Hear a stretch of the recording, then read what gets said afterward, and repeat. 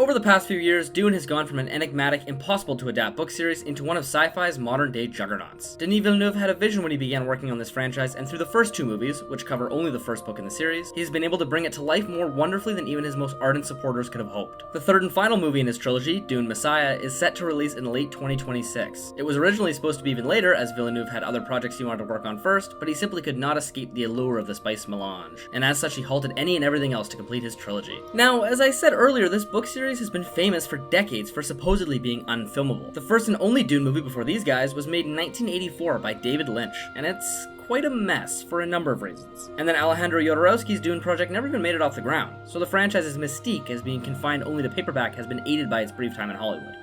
Until now. When I say these books are weird, I do mean it. I'm not one to say any book can't be adapted, but I struggle to think of any franchises remotely on the same level of popularity and success as Dune that lend themselves as poorly to a live-action adaptation. People said that about Dune, and look how wonderfully that turned out. But Messiah takes all the unfilmableness from the first book and turns each notch up a few dials. A few turns in weirdness, a few turns in confusion, and a few turns in slow pacing. Which isn't to say that Dune Messiah is a flat-out boring book, not by any means. We'll get to that in a minute. Now's where we'll start getting into proper spoilers for Dune Messiah. Continue watching at your own risk, but also go read Messiah first if you want, then come back to this. It's great and incredibly short. Dune Messiah opens with an interview of a man named Bronzo, who's been imprisoned by Paul's Khazarate priest for claiming that Paul lost something essential to his humanity before he could become Muad'Dib. Among other reasons, this scene exists to set the stage for the Dune world in the present, and to further Frank Herbert's arguably main theme throughout these two books, which is to never trust a charismatic leader. The priest interviewing him also says that Paul knows not of Bronzo's captures, as they do not trouble the Holy Family with trivia. The Jihad, the holy war being waged across the universe between Dune and Messiah, is largely conducted in Paul's name, which is to say that the Emperor Paul is not sending out waves of his own troops to take over the entire solar system.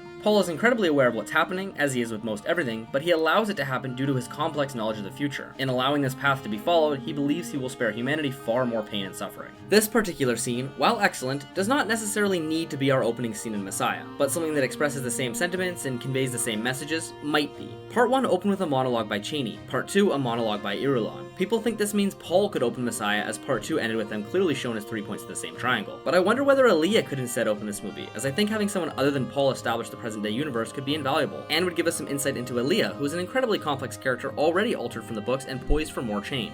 I've certainly gravitated towards the idea of the opening scene being a montage of the Jihad while one of our major characters narrates, whether it be Alia or someone else. Lady Jessica remains pregnant with Alia as Dune Part 2 comes to a close, whereas in the books she was actually 4 years of age. Preborn, which is a term used to describe a child born with essentially the entire knowledge, memory, and awareness of their entire female lineage, due to her mother consuming the water of life while pregnant. This comes with it a whole slew of potential and likely problems, but it also means that at the ripe old age of 4, Alia is the one to slide the Gom Jabbar into the neck of Baron Harkonnen, not Paul and his crysknife. We can use scenes like this to infer other potential book-to-movie changes Denis and company may employ. Where Alia is concerned, Messiah takes place 12 years after the events of Dune, and since we have Anya Taylor-Joy playing the role of Alia, a decidedly non-12-year-old, there's gonna have to be a change there. Not much of anything would be shifted if they changed that time jump to, say, 20 years or so, but we do run into problems with the main actors themselves clearly not looking the right age. Let's call it the X-Men dilemma. If treated carefully, a passable in-universe reason could be the spice prolonging human life by way of slow aging, as that's plainly stated in the books that melange does contain life-prolonging properties. As for the events that take place between Dune and Messiah, namely the universe-sprawling Jihad, again I don't really think much would change by altering the amount of years. The entire Jihad plays out in the background of Messiah anyways, as the story is far more concerned with showing us the ramifications of it, particularly on Paul himself. But I think this will be altered for the movie for a few reasons. One is just action. You've got a literal holy war resulting in the death of 61 billion people in Paul's name. Messiah is incredibly light on traditional action, and this seems like a neat way of rectifying that, particularly throughout the first act. As this time period is not explored throughout the main Dune franchises, Villeneuve would be able to make this his own a little bit and include characters who don't have large roles in Messiah. Which brings us to Lady Jessica, played by Earth's collective crush Jessica Ferguson. With major roles in both Dune Part 1 and 2, she has next to nothing to do in Messiah, and that's not going to fly on the big screen. With this being the only confirmed Dune project with our exact actors and director, and likely the final one, live or die, our main characters will probably be featured pretty heavily. Characters like Jessica will likely receive increased roles in this movie, and there's some pretty simple ways to achieve that. Throughout the events of Messiah, she resides on the Atreides' homeworld of Caladan. She could simply remain alongside her son as he rules on Arrakis, or we could see a bit of life on Caladan with Duke Leto gone and Paul as the Emperor. Gurney Halleck is also supposedly with Jessica on Caladan, and as an incredibly proficient warrior, he could play a large role in counterparts to the Holy War. I don't think they'll go overtly out of their way to give Gurney Halleck a ton of screen time, but I do think they will in Lady Jessica's case. And I personally envision her eventually being an Arrakeen alongside both her son and daughter, potentially returning to Arrakis after she learns of the conspiracy being launched on her son. The conspiracy is a central element to Messiah, and it consists of a group of powerful people, a shape-shifting face dancer known as Scytale, a guild navigator known as Edric, Paul's own wife, Princess Irulan, and their leader, Reverend Mother Moyham. They are all working together to overthrow Paul in one way or another, but they all have complex and unique motivations, so they don't all foresee the same outcome as the ultimate end goal. As I said, this group of conspirators play a major role in the events of Messiah, Scytale himself acting as a major antagonist in the story, and one I'm sure Denis Villeneuve and company will be eager to turn into the next fantastic Dune villain. And yes, this is the character Robert Pattinson is heavily rumored to be portraying, which is just marvelous casting. To be fair, I'd be saying the same thing if he were to be cast as Lady Eboshi in a live-action Princess Mononoke remake. He's just that talented and flexible of an actor. But Scytale is a particularly wonderful role for him, and I can't wait to see what freaky little voice he cooks up. Robert Pattinson or not, I don't really see any need to change much from the page to the screen in regards to the conspirators. Some of the major actions these members take is reviving the flesh of the deceased Duncan Idaho, then turning him into a golem named Hate, then presenting him to Paul as a present, which he accepts, and covertly administering contraceptives to Chani so as to deny her the ability to bear Paul's child. As the book progresses, we learn that the Reverend Mother and Irulan want Irulan to father Paul's children so she can become the foundation of their new empire. But Paul refuses her this wish as he retains his loyalty to Chani, and if you think it's funny that we haven't talked about her much, well, it's because she's not really in this one either. She's there, she's always around Paul, and they have several scenes together. But in terms of moments within the narrative, they're incredibly sparse. That's gonna change too. Her character, in fact, has already changed quite a bit from the books, almost entirely for the better, as she's far deeper and more complex in the movies. This series began and part 2 ended with a heavy emphasis on Chani. I can almost guarantee she's going to be given a much more involved role to play in our upcoming movie. The conclusion of part 2 featured Chani, Irulan, and Paul prominently, and although the book does have them exist in a sort of triangle, I think the movie will explore this far more. Book Chani is far more passive. Their love is strong, but her personality is a bit shallow. Her most muted element, and by that I mean entirely absent, is her disapproval of Paul through the movie's final act into the conclusion, resulting in her leaving.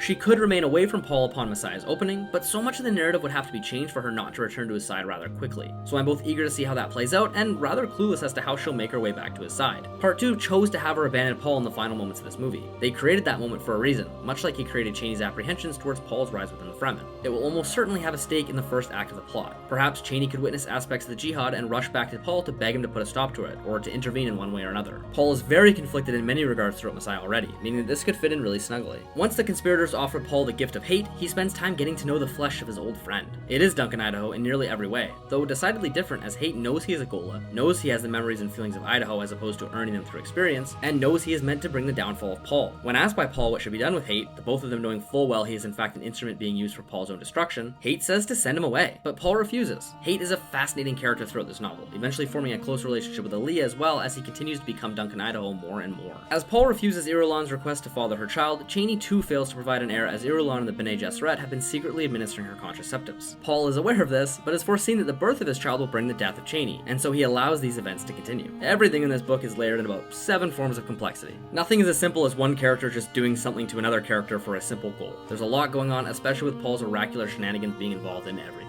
Eventually, Paul begins to come around on the idea of Irulan fathering one of his children, and he demands to see Moyham to discuss. He offers to produce a child via artificial insemination, in exchange for Chani and her future child being kept safe. Upon being called to speak with Paul, the Reverend Mother feared for her life. One of the first scenes in Dune is Moyham interrogating Paul as Lady Jessica stands idly by outside. The script is flipped in Messiah, however, where Paul very much has the power in this conversation. Including Lady Jessica in this scene would create a wonderful contrast to the one with the Gom Jabbar, flipping the script entirely and creating a lovely full circle moment where the pair put Moyham in her place, much like Paul did when he used the voice on her at the end of part 2. If Lady Jessica were to be in this movie in as large a role as I imagine, I think including her in this scene would be really likely. Scytale then meets with a disillusioned Fremen known as Farrak, and they discuss Paul's security detail and potential ways to breach his home. Once he's received all that he needs, Scytale kills Farrak, his blind son, and their neighbor Lichna, who he then impersonates in order to arrange a meeting with Paul. With Scytale being a face dancer, he's able to take on the appearance of Lichna perfectly. This is the type of scene I reckon will be given ample time to breathe, and this cold-blooded murder after getting exactly what he wanted will solidify Scytale as a true villain, something that only increases in his next appearance. It's always fascinating watching actors betray another actor playing their respective characters. This is where we get into Bijaz, a prescient dwarf who's also a Tlalexu master, and honestly, his involvement in the plot is rather confusing, and I don't want this video to just be a plot summary. One of his major reasons for existing is controlling Hate and eventually giving him his final orders, but he fails so spectacularly that Hate fully transforms into Duncan Idaho, and then Bijaz himself is executed. I could see his role being diminished or even cut outright, as other characters could absorb his plot requirements, but also if they're gonna go hard with shit like Edric, Edric, they might as well go all in on the weird stuff people love this franchise for and give us Bijaz in all his glory too.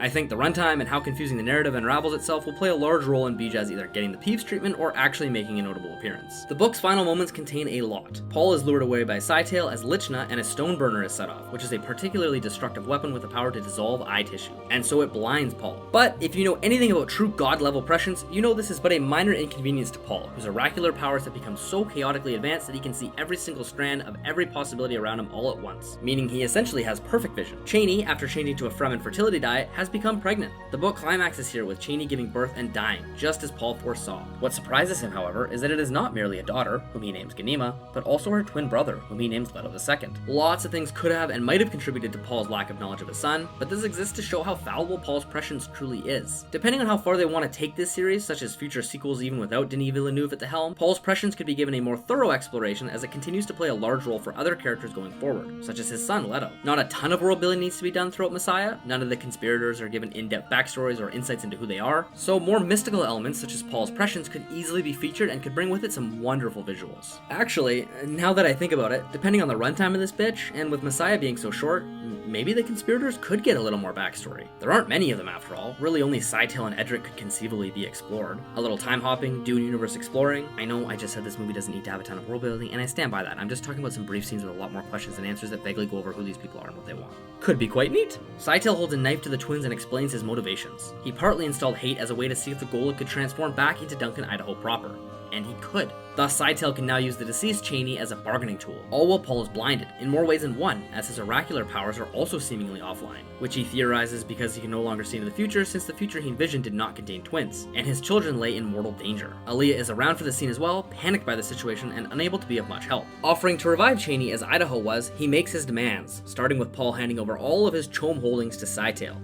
Don't worry about Chom holdings. The movies haven't touched on them at all, really. Which is kind of a shame, but it's not like the books do a great job of explaining them either. In short, think of Chom holdings as stock in a company. Only in the Dune universe, there is only one company that produces 100% of the universe's goods, more or less controlled by the Spacing Guild. As Emperor, Paul has at least 51% share of the universe's Chom holdings. So Scytale begins by demanding this, an insanely lofty request, as Paul begins to realize why his prescience isn't working. Do you remember Edric from the Conspirators, a guild navigator? Well, guild navigators possess an insane amount of prescience, and the presence of another prescient individual blinds other prescient powers from working properly. This is why the conspirators' plots weren't readily available to Paul. They were being concealed by Edric. How does this tie into the confrontation with Scytale? Well, since no Atreides can be born normal, Leto II himself is born prescient, thus clouding Paul, while also allowing Paul to see through his eyes and find a weakness in Scytale, allowing Paul to kill him. The twins are alive and well, Scytale is dead, Chani is dead, the conspiracy is no more, Irulan becomes disenfranchised by the Bene Gesserit and vows to help raise the twins and keep them safe. Paul remains blind, and as per Fremen laws, a blinded Fremen must give themselves up to the desert, wandering off alone to die.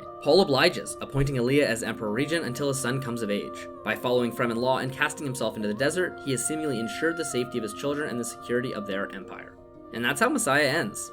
It's an odd book. It is Dune after all, and we love it for its weirdness. But where the first book didn't terribly lend itself well to a movie, Messiah really doesn't lend itself well to a movie. It's slow, it's complex in a confusing way, it's light on action, and honestly rather short. I remain incredibly optimistic that Denis Villeneuve will fully realize this source material, and I believe very firmly that he will spend significant amounts of time on things the book never cared to go into, such as the Jihad, while also exploring some of our characters far deeper while expanding on their roles. Basically all of the girls, in fact. I see Irulan and Alia being given just a bit more focus, maybe a few more scenes from their eyes, but Chani and Jessica will absolutely thrust themselves into their normal roles as main characters. As you could barely argue, Chani is a side character in the book, and Lady Jessica is entirely absent. Now, if you'll allow me to harken back to just a moment ago, we mentioned Paul and Chani's twins, Leto and Ganima. Curiously, one of very few tidbits we've learned about this film is that these twins have already been cast, with Nakia Wolf-Momoa as Leto and Ida Brooke as Ganima. And believe it or not, these actors are in fact not newborn children, they're teenagers. And if you're wondering how they'll go about working that into the film, well, I have no idea. Visions of the future make the most sense. Something like seeing a fully adult Alia in part 2 with Anya Taylor-Joy comes to mind. I think these castings might have only been announced because it's Jason Momoa's son, which is kind of cool and interesting. I highly doubt they'll play large roles, and I also doubt their characters will be this age throughout the events of the film. If I'm wrong, however, maybe they'll be incorporating a bunch of Children of Dune into this film? If that is the case, I really have no idea what this film might look like, as that's an equally strange and fantastic book, and those characters play such large roles and affect every ounce of the plot in such meaningful ways, that I have a really hard time imagining what elements they could possibly pluck from that book and adapt into this one. For now, it seems safer and a whole lot easier to just assume they will play very minor roles in some sort of future visions betraying the twins, and nothing more. One additional element I want to mention is another aspect of the Conspirators' plans. They wish to steal a sandworm so they can use it to create a new spice cycle that they control. As it's confirmed that there will be additional worm riding in Messiah, this seems like a fitting scene to be included for some more time spent in the desert, a bit of action, and to include the ever-enigmatic sandworms. Thank you very much for watching. If you like this kind of stuff, please consider subscribing. It helps the channel oh so much. And take care!